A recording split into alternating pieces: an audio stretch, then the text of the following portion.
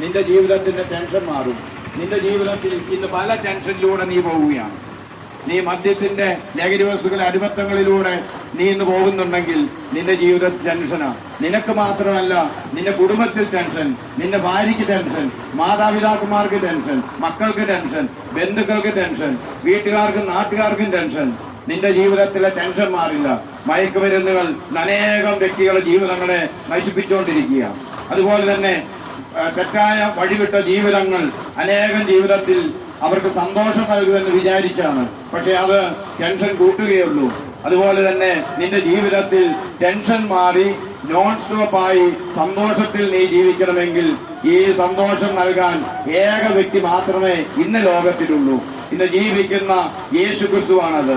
ഞാൻ എന്റെ സമാധാനം നിങ്ങൾക്ക് തരുന്നു.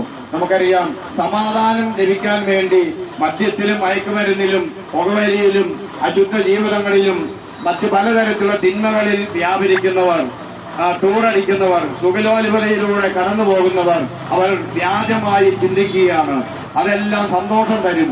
ഇതെല്ലാം സന്തോഷം, നിത്യമായ സന്തോഷം നിന്റെ ജീവിതത്തിൽ തരാൻ ആർക്കും സാധിക്കുകയില്ല. ഈ ലോകത്തിലെ ഒരു വസ്തുവിനും ഒരു വ്യക്തിക്കും ഒരു സുഖത്തിനും നിന്റെ ജീവിതത്തിൽ നിത്യമായ സന്തോഷം തരാൻ പറ്റില്ല. നിത്യമായ സന്തോഷം നിന്റെ ജീവിതത്തിൽ നൽകുന്നത് യേശുവിലൂടെയാണ്. ദൈവപുത്രനായ യേശുവിൽ വിശ്വസിക്കുമ്പോൾ നിന്റെ ജീവിതത്തിൽ നഷ്ടപ്പെട്ടു പോയത്, നിന്റെ ജീവിതത്തിൽ ഉണ്ടാകുന്ന ടെൻഷനുകൾ ഇതെല്ലാം എടുത്തു മാറ്റി ശാശ്വതമായ സന്തോഷം, സമാധാനം യേശു നൽകും.